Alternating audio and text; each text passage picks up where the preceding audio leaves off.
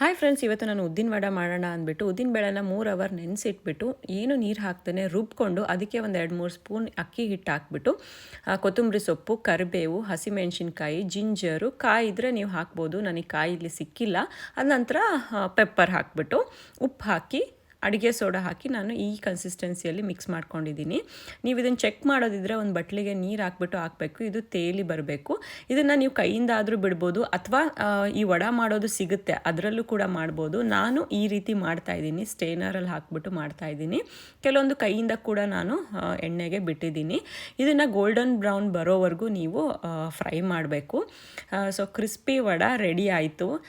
ನನ್ನ ಹಸ್ಬೆಂಡ್ಗಂತೂ ಉದ್ದಿನ ವಡ ಅಂದರೆ ತುಂಬ ಇಷ್ಟ. ಸೊ ಹಾಗಾಗಿ ನಾನು ಮಾಡಿದ್ದೆ. ಇದ್ರ ಜೊತೆ ಕಾಯಿ ಚಟ್ನಿ ಮತ್ತು ಸಾಂಬಾರು ಕೂಡ ಮಾಡಿದ್ದೆ. ಮಗಳಿಗೂ ಕೂಡ ಸಿಕ್ಕಾಪಟ್ಟೆ ಇಷ್ಟ ಆಯಿತು. ಅವಳು ಕೂಡ ಉದ್ದಿನ ವಡ ತಿಂದಳು. ನಿಮಗೆ ಹೇಗೆ ಅನಿಸ್ತು ಅಂತ ಹೇಳಿ. Thank you for watching my video. See you in my next